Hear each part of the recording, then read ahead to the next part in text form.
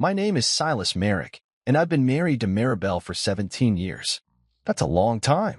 Long enough for habits to become patterns and patterns to harden into silence. We had our routines: coffee in the morning, separate Netflix queues at night. Not cold exactly, just cooled. We had a life built like a porch swing, familiar creaks, some frayed ropes, but still hanging. That Saturday morning was like most others. I pattered into the kitchen in my robe and socks, the kind with worn heels and one stubborn hole near the toe. The coffee machine sputtered behind me, spitting steam into the quiet as if protesting its own job. Outside, the lawn glittered with dew, and the old sprinkler ticked away like it had its own language. Peaceful, forgettable, even. Until I saw the photo. I wasn't even looking for it. Just thumbing through my phone while waiting for the brew to finish, tapping through notifications with sleepy indifference. And then Facebook served it to me, right there at the top of my feed, like it couldn't wait. Maribel, my wife. Her smile framed in soft office lighting, standing way too close to Trent. Trent, the work husband. The guy she joked about. The one she claimed made boring Zoom calls bearable. He's harmless, she once said, rolling her eyes. You're not really jealous, are you? There he was, his arm casually slung around her shoulders like he'd done it 100 times. Her head tilted in, her eyes half closed, lips parted mid-laugh like the camera had caught them in the middle of something private. Something soft. Something mine. The caption underneath was the real punch. My real partner. Hashtag #WorkIsBanned for life. My thumb hovered. I didn't blink. My heart didn't pound. There was no cinematic gasp or sudden tremble in my hands. Just a slow, mechanical emptiness spreading through my ribs. Like someone had opened a hatch in my chest and quietly vacuumed the air out. No panic. No shouting. Just a clean, sharp line slicing through 17 years. I walked back toward the counter, the coffee now finished, filling the air with a scent that suddenly meant nothing. I poured the mug like I always did, black with a splash of oat milk. The steam curled up toward my face, but I didn't sip. Instead, I opened the side drawer, the one beneath the toaster where we kept things too awkward to categorize. Batteries, screwdrivers, a broken pair of sunglasses. In the beige folder. I had printed the papers weeks ago. That part of me, some quiet, doubting part, must have known. There had been signs. The extra hours. The polished replies. The way she turned her phone screen down when I walked into the room. Little things, like breadcrumbs left not to guide me, but to see if I'd follow. I placed the folder on the kitchen table, right where she usually dropped her purse. The light through the window hit it perfectly, like a spotlight. No note. No dramatic flourish. Just the facts, waiting. Then I walked back to the counter and picked up my phone. My fingers didn't hesitate. No trembling. No edits. I opened Facebook, tapped into the comment box beneath her photo, and typed, "Congratulations. The divorce papers are on the kitchen table." I hit post. No second guessing. No drafts. A small bubble of adrenaline rose in me. Not anger, but clarity. The kind you get when you finally wipe a mirror clean and see what's actually been staring back all along. I didn't linger. I didn't wait to see who'd comment next, or if the likes would stall. I set my phone face down on the counter, took the mug, and walked outside. The morning was bright. The kind of quiet suburban brightness that made you forget that people lied, that vows unraveled, that soft betrayals wore hashtags now. I turned the garden hose toward the rose bushes, letting the water run slow and even. The soil drank it up without protest. I thought of 17 years. The anniversaries, the vacations, the burnt Thanksgiving turkey we laughed about for months. The first time she kissed my wrist instead of my lips. The way she cried when her mother died and clung to me like I was the last unshakable thing in her world. Then I thought of how she leaned into Trent like he was home. The water pooled under the grass, soaking the roots. A few neighborhood kids rode by on bikes, their laughter echoing faintly like it came from another planet. I kept watering. My hand steady. My heart even. I didn't need to rehearse what I'd say when she got home. I wouldn't scream. I wouldn't demand an explanation she'd twist into apology-shaped lies. I wouldn't beg for something she'd already given to someone else in boardrooms and bar lounges. No, I would keep watering the lawn. Let the world do what it does. Let her scroll through her notifications, smiling at hearts and thumbs up until she saw mine. Until she realized what I'd done. What I'd known. What I had waited to confirm. There would be no shouting match. No scene on the porch. Just the sound of her key not quite fitting in the lock she assumed she still owned. I adjusted the hose nozzle, making the stream gentler for the lilies. Her lilies. She always loved those. Bought them every April for the kitchen table. I almost laughed. Almost. Inside, the coffee cooled. The folder waited. And me? I stood in the sun, robe fluttering a little in the breeze, hand firm on the hose. I wasn't broken. I wasn't even bitter. I was awake. Finally. That morning, she lost a husband. But I gained clarity. The call came around 7:42 p.m. I remember the exact time because I was halfway through organizing my tax files, something I'd been putting off for months. The soft hum of the ceiling fan circled above me. A jazz playlist played low from my laptop speaker. Calm. Still. Methodical. Then her name lit up the screen, Maribel. I watched it ring twice. 3 times. I didn't feel heat in my chest. Just a hollow curiosity. Like someone peering into a window of a life that didn't belong to them anymore. I let it ring once more before answering. Hey, she said, drawing out the word like sugar on her tongue. I could hear her smiling through the line, that high-pitched cheeriness she used when she knew she was already in the wrong but wanted to disarm you first. You're not really mad, are you? She continued before I could even answer. I mean, come on, babe. It was a joke. Everyone does that stuff on Facebook. It's harmless. There it was. The shift. The manipulation wrapped in feigned innocence. I didn't speak. I just listened, leaning back in the chair, letting her talk. Her words tumbled out quickly, too quickly, like someone hurrying past a crime scene they caused. I mean, you know how people post stuff like that. It's just office humor. Trent's like, he's like a brother. You know how close our whole team is. People thought it was funny. She gave a nervous little laugh that scratched at the edge of desperation. Honestly, I think you're overreacting. I could almost picture her, pacing somewhere, maybe outside the hotel, maybe in her rental car, biting a thumbnail and checking her reflection in the rearview mirror every few seconds. Still dressed from whatever conference mixer she had been to, still running the script in her head like a PR professional trying to reframe a scandal. And you know how social media is, people blow things out of proportion. I didn't even think before I posted. Trent said something funny and, ugh, I shouldn't have tagged him. That's what you're upset about, right? I let a full beat pass. Long enough for her to fill it if she wanted to. She didn't. That alone told me she was waiting for a lifeline. I finally said, evenly, check the kitchen. The silence on her end was a different kind of loud. I imagined her blinking, confused, thinking maybe I was making a joke. That I was going to say something flippant next. That she could still talk her way through this. Over it. Around it. What? She said, her voice lighter, a little higher. What do you mean? I repeated it, calmly. Check. The kitchen. Another pause. Then came the brittle laugh. Wait, you're joking, right? Silas? You didn't actually. Come on. Don't be dramatic. She was unraveling, just a little. Her voice cracked at the end of the sentence, though she tried to keep the lilt of control. I could hear her mind flipping through options, trying to land on the one that would steer this conversation towards safety. I didn't respond. I just leaned forward and ended the call. She tried calling back immediately. I declined it without hesitation. My phone buzzed again and again. Then a message popped up. Silas, seriously. Don't do this. It's not what you think. Can we just talk? Another buzz. I'm coming home Monday. We can talk then, okay. I turned my phone off completely. I stared at the wall for a long moment after that. Not out of regret, not even satisfaction. Just observation. Like I'd stepped outside of time and was now watching the ending of a long play I'd accidentally starred in. The final act was unfolding, the curtains drawing closed, slowly, methodically, like velvet sliding over an old truth. I thought about the look she'd have on her face when she walked into the kitchen and saw the beige folder. How her fingers would hover over it before opening the flap. How her eyes would scan the papers, the asset inventory, the division agreement, the signature lines. How the air might rush out of her chest not from shock, but from recognition. Because somewhere deep down, she had to know this was coming. Not because of one photo. Not because of a hashtag. But because somewhere along the way, she stopped treating me like someone who mattered. And I had finally started acting accordingly. Outside, the sprinklers kicked on again. The rhythmic tick-tick-tick of water arcing across the yard filled the air.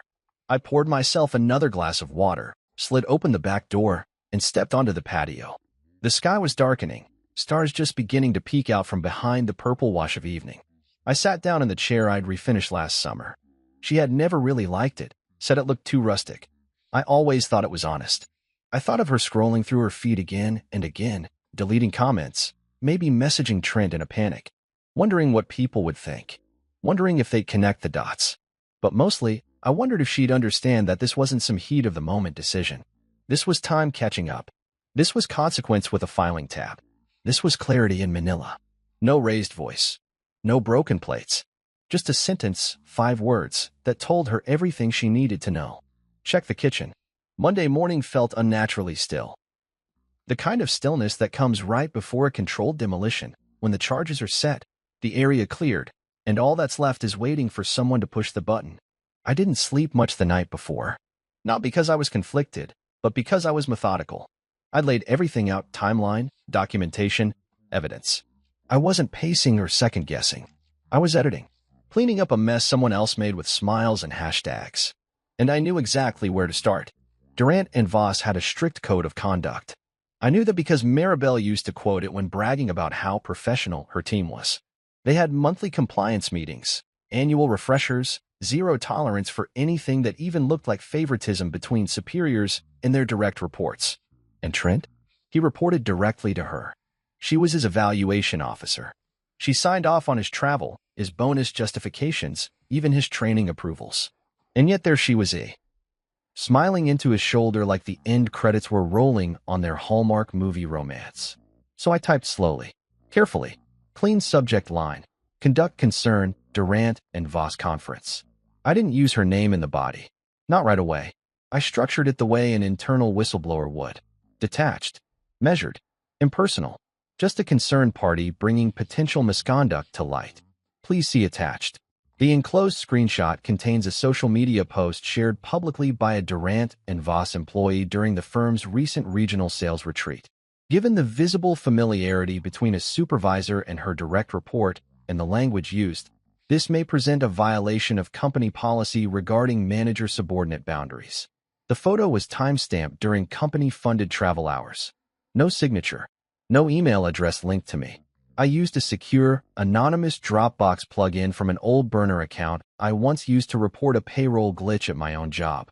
The attachment: a clean screenshot of the Facebook post with the caption and timestamp visible. No extra commentary. Just the facts. I stared at the screen for one final second. Then I hit send. The moment I did, a strange calm settled over me. It wasn't vindictive. I didn't want to see her burn. I just wanted things to be what they were. Truth exposed. Consequences invited. I wasn't going to scream into a void while she laughed in boardrooms and typed winking emojis into Slack threads. By early afternoon, the post was gone. I hadn't saved the screenshot to just one folder. I had backups. Cloud, Drive, offline USB. But the deletion told me all I needed to know. She'd been tipped off. Or worse, someone from inside had already reached out to her. That's when Jude messaged. Jude wasn't just a friend. He was the kind of friend you keep from high school because life keeps throwing you into the same orbit. We used to call him Firewall because back in senior year, he figured out how to spoof the school's internet filter and stream games on classroom monitors. Now, he worked in the IT department at Durant and Voss. He didn't talk much about work, and I never asked. But we played cards once a month, traded memes, checked in after holidays. I hadn't even told him about the Facebook post yet. His text came through like lightning cutting the sky. HR just flagged her. I stared at those words for a beat. I read them again. Then again. He followed up, your wife. Maribel. That post must have triggered an alert or something. I'm not in HR, but Celia just asked for her entire work laptop session history from the conference weekend. She didn't look happy. I didn't reply right away. Not because I was shocked, but because it was actually happening. The charges were set. And now someone was pacing toward the button. Later, over the phone, Jude told me more. They're pulling chat logs, calendar entries, the shuttle manifest. Apparently, other employees had already complained that she and Trent kept disappearing during the trip. And someone mentioned that they requested a shared Uber for an off-site dinner on the company card. I closed my eyes and let the words wash over me. So they're taking it seriously? I asked. Oh yeah, he said, with a whistle. Celia's got that HR tone. You know the one. All polite fury and surgical calm. She's building a file. I've seen her do it before. When she gets quiet, someone's career is about to evaporate. I didn't smile, didn't gloat, But I did stare out the window for a long time after that call. Watching the breeze ripple across the lawn I watered 2 days ago. The grass had bounced back quickly, resilient, like it didn't even remember what had been poured into its soil. By evening, my phone buzzed again. This time, it was Maribel. Hey, weird thing. Did you see someone reported my Facebook post to HR? It's not a big deal, but it's just annoying. HR asked a bunch of questions. Like, really dumb ones. Did you see it? She was testing the water, fishing for information with a hook wrapped in casualness. I didn't respond. Then came another message. Seriously though, who would do that? It's just a dumb joke. Now Harlan's all serious about policy optics. Like, come on. Optics. She always did love that word. The illusion of order, the surface image of things being fine. As long as it looked okay, the truth could be distorted, postponed, filtered. But truth doesn't need an audience. It just needs a moment. And hers was already unfolding behind boardroom doors. There's a moment when the shift happens, not with noise, but with stillness. That was the space I was in when I opened my laptop Monday night, logged into my financial accounts, and began moving with precision. Maribel was still playing a game of charm and spin with HR, pretending her photo was a harmless joke. I was playing chess. This wasn't about rage. Rage is messy, loud, unreliable. This was about calculation, about preparing a clean landing for my future self, the one who wouldn't have to share space, time, or name with someone who called another man her real partner. I poured myself a glass of water, sat at the dining table, and clicked through tabs. Our accounts were linked, at least the ones she knew about. But what she didn't realize was that I'd opened a private trust fund 3 months ago. Originally, it was meant as a backup, a safety net. Now, it was a lifeboat. I started small. I transferred my personal savings quietly and in chunks under reportable thresholds. Then came the brokerage account. I'd funded most of it over the years, using end-of-year bonuses and tax returns while she focused on retail therapy and curated girls' trips to Aspen. One by one, I untied knots. The next move was the life insurance. I navigated through the portal, updated my beneficiary. Her name disappeared from the document with one click, replaced by my sister Lorna, a woman who never liked Maribel but stayed respectful for my sake. I didn't call Lorna to tell her.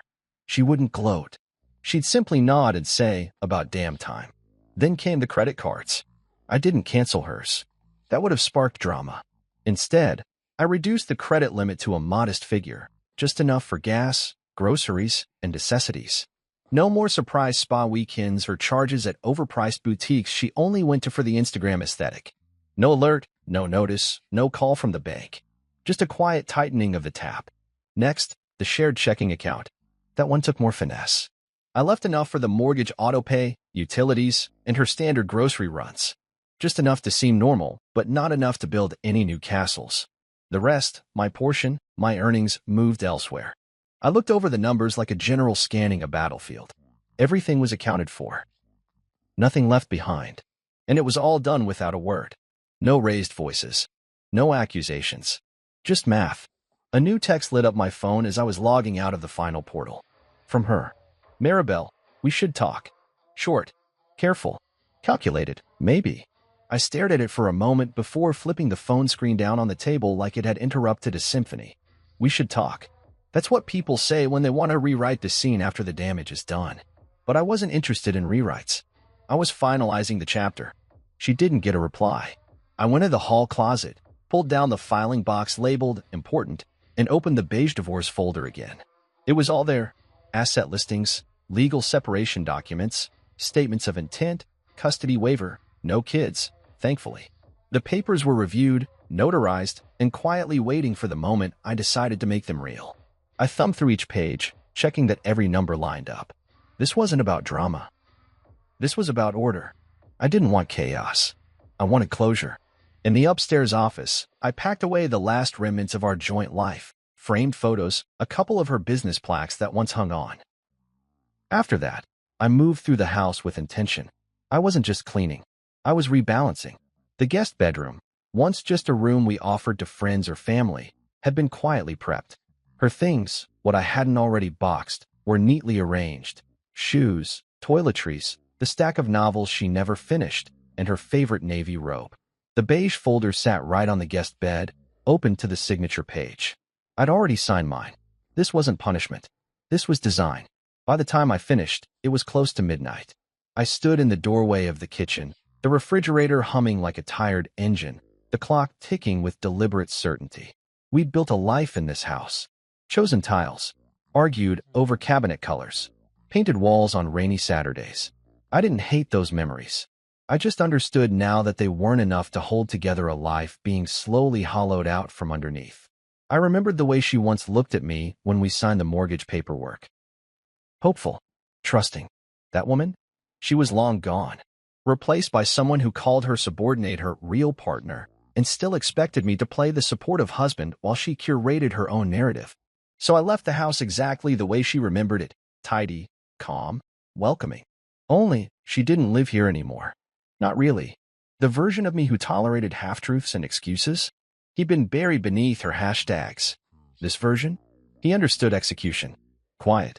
Intentional. Final. And I was done talking. Tuesday morning began like any other for them, anyway. For Maribel, it probably started with hair curled, heels snapped on, and a forced smile aimed at her reflection. She was good at that, the illusion. The projection. I could imagine her brushing off whatever conversation HR had initiated the day before with a quick joke or a dismissive shrug. She always had a pivot in her pocket. But what she didn't know, what she couldn't have anticipated, was that the very foundation beneath her had already begun to crack. Because unlike the curated version of her life she posted online, real-world structures tend to buckle when you forget integrity is part of the build. Around mid-morning, my phone lit up. It was Jude. Just his name flashing on the screen was enough to make me pause mid-sip from my coffee. I answered, walking out onto the porch, my tone calm. Controlled. "Talk to me," I said. Jude didn't waste time. You should have seen Harlan's face. My lips twitched at the edge, but I didn't smile. Not yet. He called me into the server room this morning, Jude continued. Said he needed the security logs from the conference hotel. Room numbers. Shuttle check-ins. Time-stamped card keys. He didn't say why at first, but I could tell something was under his skin. Then he showed me the post. There was a beat of silence between us. He had no idea? I asked, though I already knew the answer. None. None, man. He looked like someone kicked him in the stomach. Said, "She's my senior account manager. She oversees 6 regions." Then just sat down and stared at the photo for like 20 seconds straight. I pictured it. Harlan, the type of boss who probably prided himself on running a clean ship, a man who trusted people like Maribel to carry the flag forward. Only to realize she wasn't carrying it, she was dragging it through the mud in front of her whole team. She and Trent were sharing a hotel room? I asked, already knowing the answer. Jude exhaled sharply. Yup. I didn't tell Harlan that HR already had it. One of the associates said they'd seen her come out of Trent's room at 7 a.m. wearing his jacket.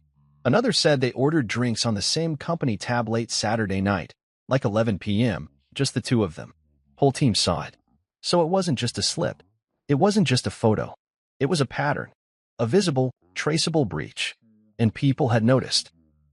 They lit the whole building on fire, Jude added. You just handed HR the matches. I didn't say anything right away. I leaned on the porch railing, watching the wind rustle through the hedges I'd trimmed the day before. The neighborhood felt as quiet as I needed it to be, still and balanced.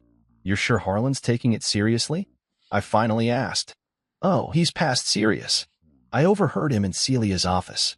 He said, if I sign off on this, I'm complicit. Then something about how they have a new contract going to the board next month, and he's not risking it blowing up because 2 employees played house on company time. A quiet pulse of something moved through me, not pride, not satisfaction, just validation. Like the universe had finally handed back what it owed me, stamped and notarized. I think you broke something big, Jude said after a pause. Not just her rep. She was a finalist for a division lead role, Silas. Like global ops. This was her year. Was. I closed my eyes for a moment. Not to gloat. Just to breathe in the reality of what was no longer hidden. She did it to herself, I said quietly. Yeah, but you handed them the flashlight. After we hung up, I stayed on the porch for a while longer. Let the truth settle. Let it anchor me. Maribel had always walked a tightrope of charm and control, believing she could recalibrate any narrative with a grin and a glass of Chardonnay. But she never accounted for consequences. Not real ones.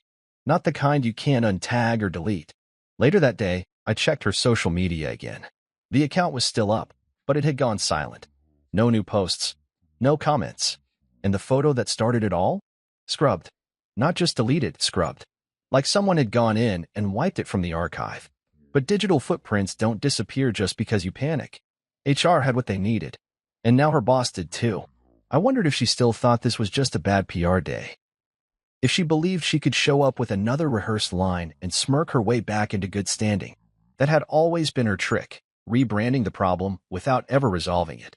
But corporate structure doesn't care about charm when money, liability, and public image are on the line. That evening, she didn't call. I expected she might, but nothing came through. Maybe she was busy spinning stories. Maybe she was sitting in a conference room with a silent panel and a printout of her own words on the table in front of her. Or maybe, for the first time, she was sitting in silence, staring down the reality that some decisions don't get a second draft. Let her feel it. Let her sit with the ripple of her own choices. This wasn't about revenge.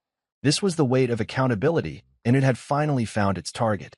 She came back 2 days earlier than scheduled. I heard the Uber pull into the driveway around 4:15 p.m. The tires crunching against the gravel, the low sound of the trunk opening.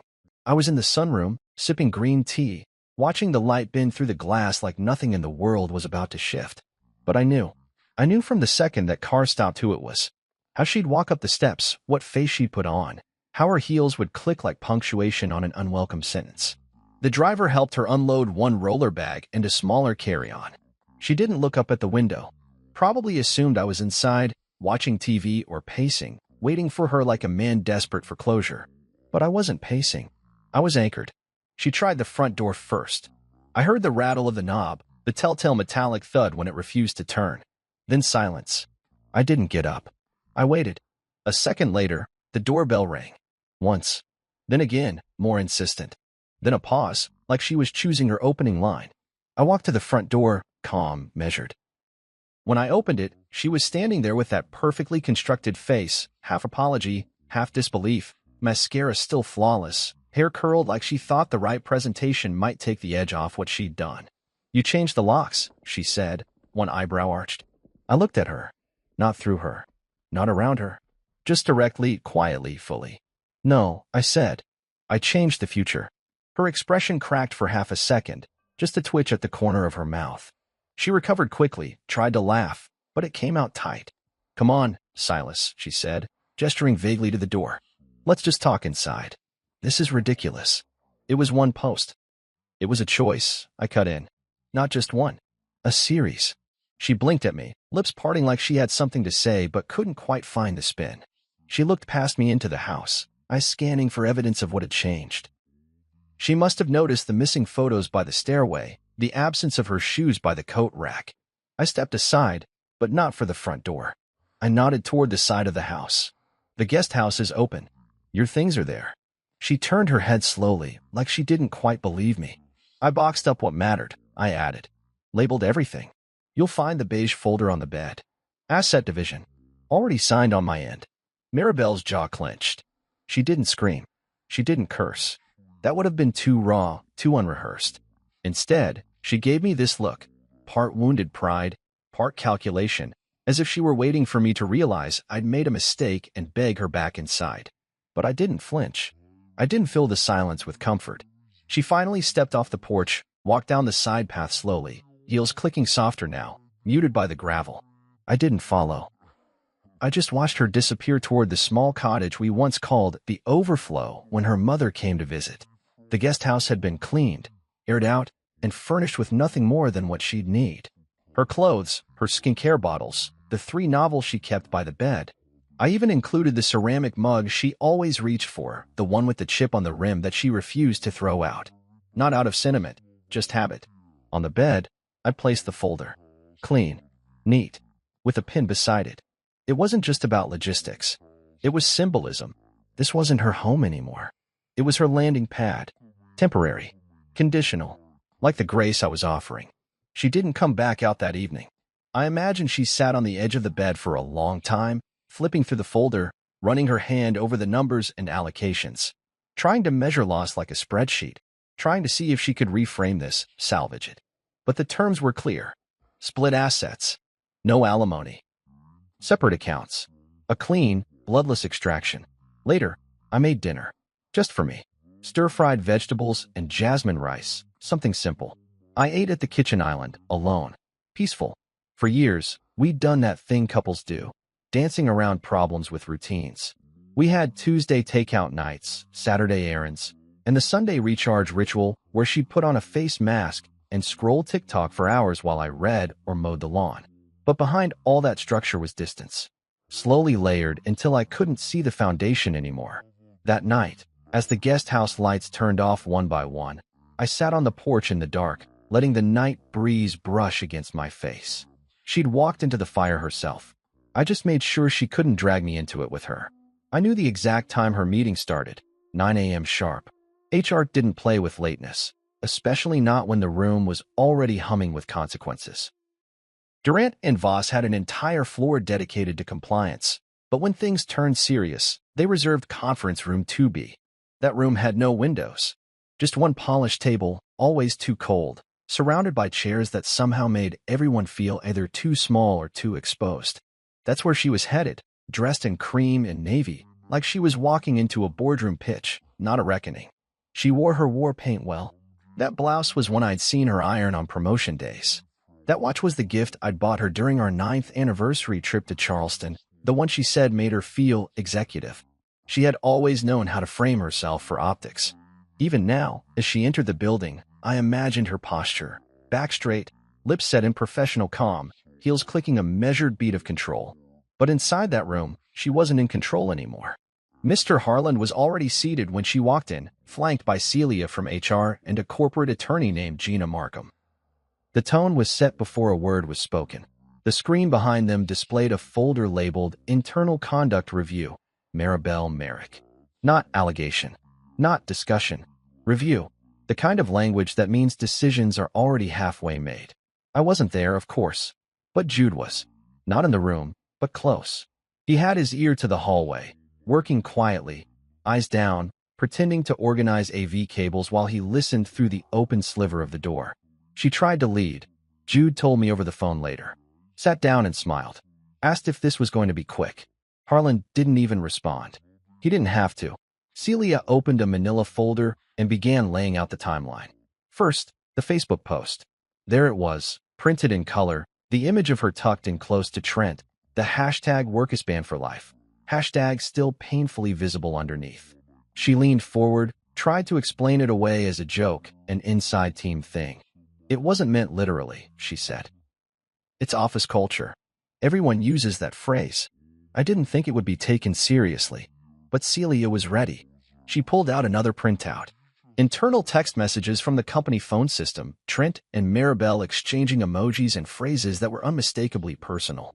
One of them included a line from Maribel, "Can't wait for tonight, same room as last time, winky face." Then came the travel receipts. 2 company-paid dinners at restaurants off-site from the hotel venue, both for 2 people, both billed to her corporate card. Dates and times matched perfectly with Trent's card key entries from the hotel room logs. He'd entered room 612, hers, at 10:48 p.m. and didn't badge out until 7:21 the next morning. She tried to pivot, Jude told me, his voice low, almost apologetic. Said it was late, that he had missed his shuttle, that they worked late and just crashed after watching TV. But Gina, the corporate attorney, didn't blink. She slid across a photo that had been taken at the bar, the same one from Facebook, different angle. This time, someone from the team had captured them holding hands under the table. A blurred image, but unmistakable. Maribel froze. She knew then. I could feel it from a distance. The moment she realized she was no longer in a meeting. She was in a tribunal. Harlan finally spoke. Jude said his voice was even, exhausted more than angry. "You're not being investigated for poor judgment," he said. "You're being reviewed for a violation of ethical conduct, breach of leadership standards, and financial misuse of company funds. This is not about perception. This is about your actions." She reached, apparently, for one last card. She claimed it was consensual, private, outside of company hours. That they were adults. That's when Celia brought up the power dynamic. Durant and Voss's Code of Leadership Ethics, Section 7. Managers are explicitly prohibited from engaging in romantic or sexual relationships with direct reports, regardless of consent, if one party holds evaluative or disciplinary authority over the other. Trent was her direct report. She had signed his quarterly reviews. She had approved his travel, bonuses, and training certifications. She had failed to disclose any change in their relationship status, failed to recuse herself from decisions regarding him, failed to notify HR of potential conflict of interest, all while billing dinners, drinks, and shared transportation to the company. At that point, she stopped defending. Just sat there, according to Jude, quietly blinking as the reality settled. She didn't cry, Jude said. Didn't yell. Just nodded like someone who finally saw the wall they'd been running toward for months. By the end of the meeting, Harlan didn't even ask for a rebuttal. He stood, said that further internal communication would be handled by HR and legal, and walked out without shaking her hand. Celia slid an envelope across the table, an interim administrative leave order, effective immediately. Her badge was disabled within minutes. Her work laptop access terminated. Email suspended. She was to surrender all company property within 24 hours. No farewell emails. No wrap-up calls. Just erasure. By the time Jude finished telling me everything, I was standing in the garage, hands still dusty from reshelving old paint cans. I hadn't moved. Just listened, letting it all settle in the space between who she used to be and who she'd just become. I didn't feel triumphant. I wasn't punching the air or toasting to her downfall. But I felt something settle in my chest, like justice, maybe. Or balance. Like watching gravity do what it does without interference. You drop a stone, and it falls. You betray trust, and eventually, truth calls the meeting. That afternoon, I saw her car pull up to the guest house. She didn't storm in. She didn't knock. She just sat in the car for a long while. I could see her through the blinds, gripping the wheel, unmoving. Finally, she got out, walked slowly to the side door. Her cream blouse wilted in the summer heat, her navy heels now scuffed with reality. I didn't go out to meet her. I stayed inside. Because her real meeting wasn't in that boardroom. It was in the aftermath. She didn't knock this time. Didn't bother with the doorbell either. She let herself in through the side entry of the main house like she still lived here, like nothing had changed. I was in the den, the old wingback chair beside the fireplace cradling me like it had every quiet evening before she turned our life into spectacle. My tea, untouched, rested on the armrest, steam curling lazily into the stillness. Then came the sound of the door swinging open, brisk heels on hardwood, and her voice. Sharp, breathless, cut through with disbelief. You sabotaged me. Not a greeting. Not a question. Just an accusation hurled like she had every right to hurl it. I didn't respond. Didn't turn my head. I reached for the tea and took a sip, the ceramic warm against my hand, steadying me. I know it was you, she continued, stepping further in. The HR email. The timing. You did this to ruin me. I lowered the cup gently onto the side table and folded my hands in my lap. She stood in the doorway now, arms crossed tightly over her cream blouse like she was bracing against a storm that she started. You're quiet now? Just going to sit there and pretend you didn't nuke my job, my reputation, everything? Still, I didn't speak. I had prepared for this moment. Not with words, but with distance. With insulation. You don't give a fire more oxygen when the damage is done. You seal the space, let the embers die on their own. You think this makes you noble? She sneered. You think because I made one mistake, you get to burn everything down? I turned my head slowly. Looked at her. Not with anger. Not even disappointment. Just that heavy clarity that arrives when someone finally reveals who they really are. One. I said, voice calm. One mistake. She scoffed. Oh, don't do that. Don't start tallying things up like you were some flawless husband. You were boring, Silas. Predictable. I needed more. I nodded once, slowly. Not in agreement, just in recognition. That was it, TH. Instead, I reached beside me and picked up a small, rectangular device from the side table. I pressed play. Her voice echoed through the room. Her exact words from 30 seconds ago, sharp and crystalline. You sabotaged me. I know it was you. You did this to ruin me. The recording stopped. She froze. Her eyes narrowed.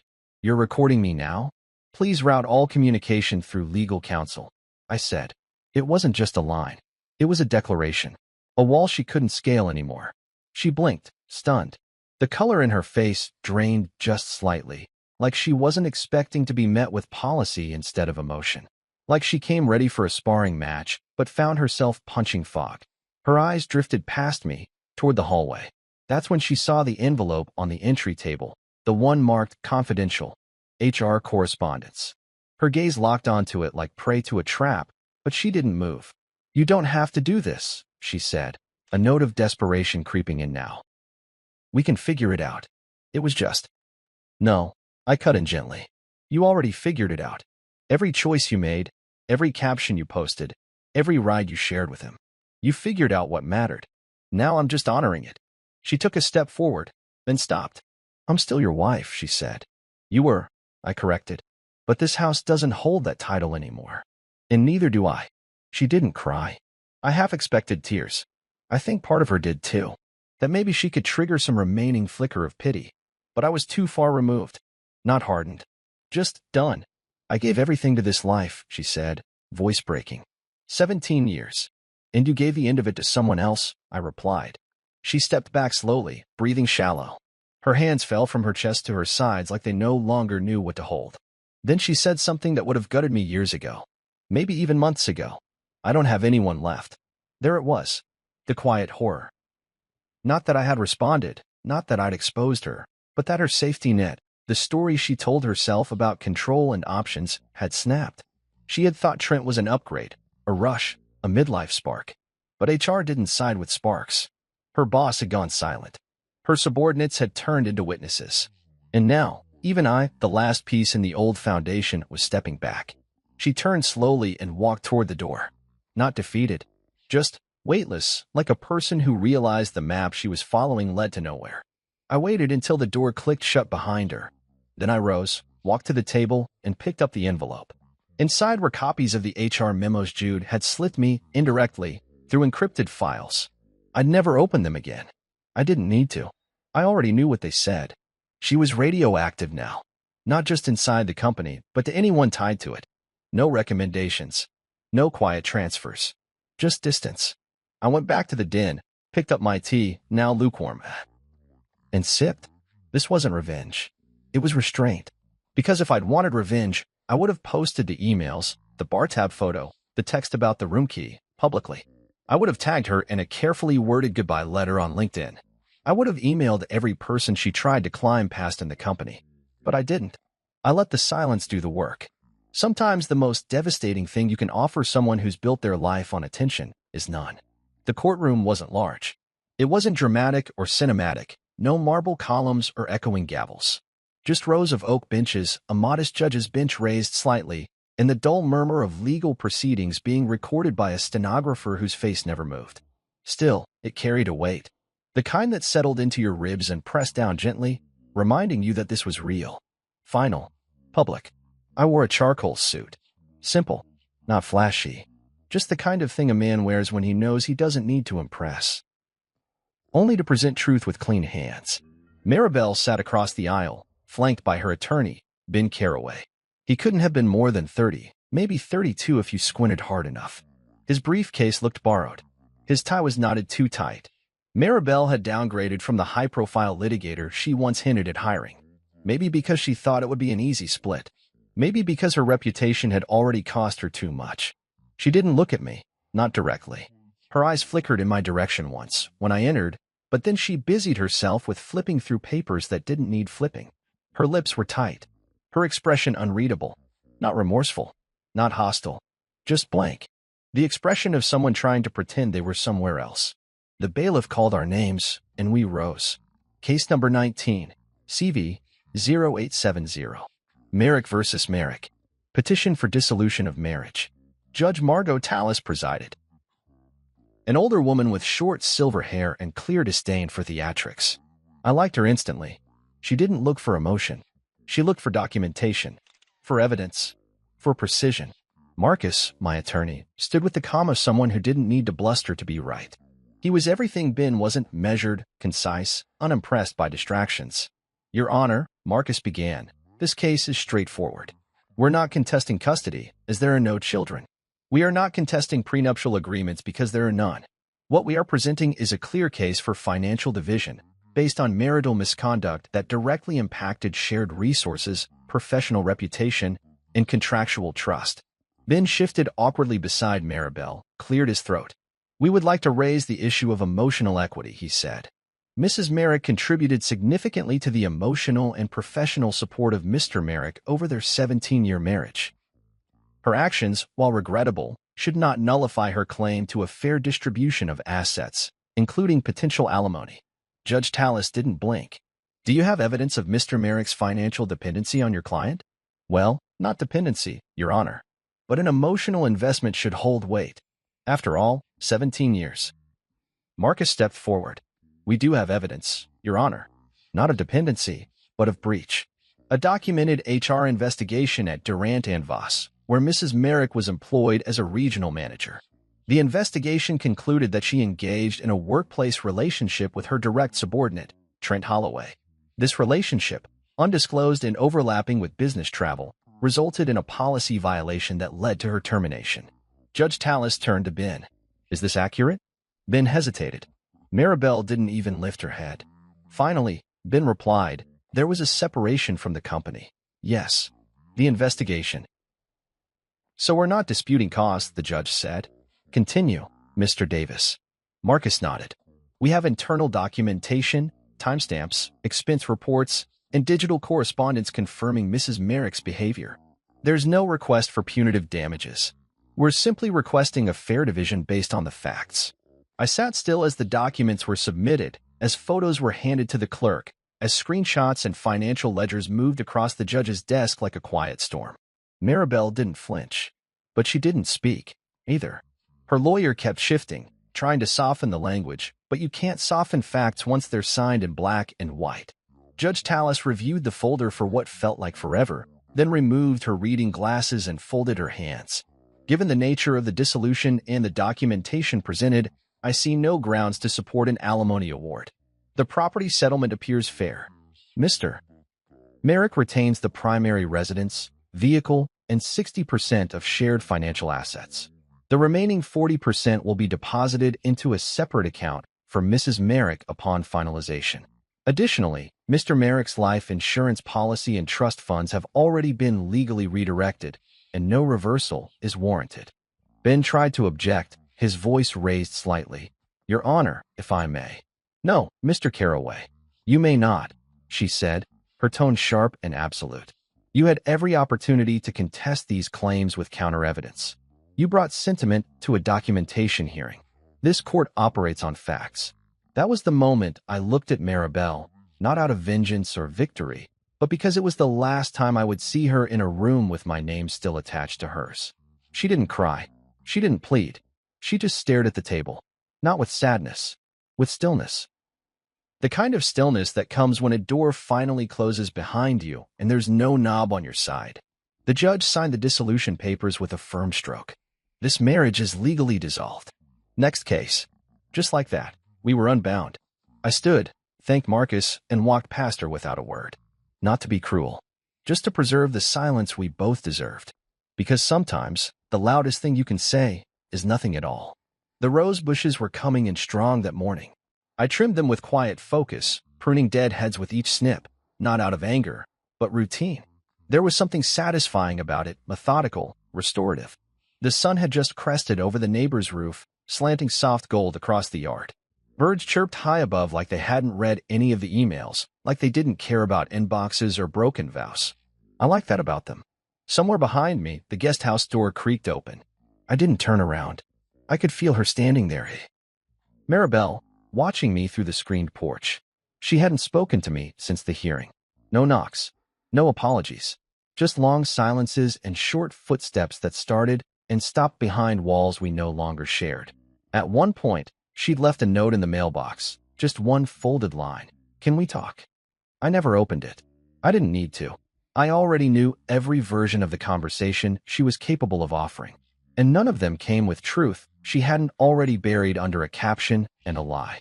That morning, I knew she was waiting on something. Had been for days. She hadn't said it, but I saw her laptop open on the kitchen island when I passed by the other day. Her phone was glued to her palm like oxygen. Notifications buzzed constantly, emails, alerts, maybe group chats where people were too polite to ask what really happened, or too afraid to be seen caring. But today, she was waiting on one email. One that would come with a decision sealed in corporate font and sterile phrasing. One final message from Durant and Voss. And I knew when it came she'd scream. It happened just after 11. I didn't hear the notification chime, but I didn't have to. The scream started low, a choked sound, the kind that belongs to someone who still believes there's time to undo what they've done. Then it rose, sharper, wilder. It wasn't dramatic. It was final. I stood by the rose bush, still holding the pruning shears in my gloved hand, the warm air brushing past me like nothing had happened. I didn't look up. I heard her voice through the screen door. No, no, no, no. She stumbled into the yard, barefoot, still in the silk robe she'd worn like armor all week. Her hair was tangled from sleep, or maybe from tossing and turning through every minute of silence I'd gifted her. She had her phone in her hand, gripped so tight her knuckles were white. She was crying now, but the kind of crying that sounds like disbelief, like betrayal from a ghost she thought she could control. I let her speak first. They fired me. She stood at the edge of the lawn, not crossing it, not coming closer. As if the grass marked some sacred boundary now. I clipped one final bud and turned toward her. They let me go. No severance. No option to reapply. They said my behavior reflected poorly on the company and my judgment undermined the leadership structure. I said nothing. It was one mistake, she whispered. I turned fully to face her now, gloves still on, shears dangling at my side like a forgotten weapon. No, I said. It wasn't one. Her lip quivered, but I didn't feel pity. I felt clarity. Because that's what time gives you when you stop chasing closure from the person who fractured you. You're happy, she said, accusingly. You're just standing there like this is what you wanted. No, I said again, quieter this time. I just made peace with the truth before you did. She looked down at her phone, hands trembling now. I gave them everything. No, I corrected. You gave them the version of you that served you best. Until it didn't. The wind shifted, carrying the scent of the roses between us like an invisible line. You don't know what it's like, she said, to fall that fast. To have people look at you like you're poison. I do, I said. You just didn't notice. Because you were the one doing the pushing. She flinched at that, visibly. For a second, I thought she might walk forward, say something softer, something human. But then her spine straightened. Her voice sharpened again. You sent that email. You tipped them off. You planned all of this. Don't act like you're clean. I didn't plan your actions, I said. I just stopped protecting them. She blinked. That landed. And somewhere behind her anger, I saw her realize that everything that happened, the unraveling, the HR folder, the cold goodbye email, wasn't about punishment. It was about exposure. I didn't say anything else. I turned back to the rose bush and clipped another spent bloom. I could feel her watching me, but she didn't speak again. Eventually, I heard the slow steps retreating across the gravel path. The door clicked softly shut behind her. I let the silence expand around me. Later that afternoon, I saw the blinds in the guest house lower. No movement after that. No lights. Like the whole structure had folded in on itself. I made dinner for one that evening, grilled salmon, roasted carrots, and couscous with lemon zest. A soft jazz playlist played in the background, the notes gliding through the kitchen like a gentle affirmation that peace didn't always come with trumpets. Sometimes it just showed up with quiet hands and steady breath. I didn't check her social media, though I knew people would be talking. Durant and Voss wasn't subtle with their firings. Her absence would be obvious by now. The group photo from last quarter's conference, the smiling headshot on the executive page, all erased. Her inbox deactivated. The message would have read something simple. After internal review, your position is no longer tenable. Effective immediately. Thank you for your contributions. Signed, Julian R., Penn CEO. The man she once toasted at an executive retreat. The one who called her visionary in the company newsletter. Now, he was the one who digitally erased her in a single sentence. She must have read it 5 times before she screamed. I imagine she kept checking her spam folder, her LinkedIn, her other inboxes. Maybe she refreshed the Durant and Voss portal like a prayer. But there would be no follow-up. No soft landing. Just that sentence and silence. And me? I sat in the backyard again, tea in hand, as the sun dipped low and the cicadas began to sing. The grass swayed gently in the breeze. The same lawn she once thought was beneath her. The same soil she stepped over without thanks. I had kept watering it while she built castles with borrowed bricks. Now all the noise was gone. No meetings. No calls. No curated smiles or filtered lies. Just stillness. Just breath. Just me. And for the first time in 17 years, I wasn't holding my breath waiting to be seen. I had already found what she never thought I would. Peace.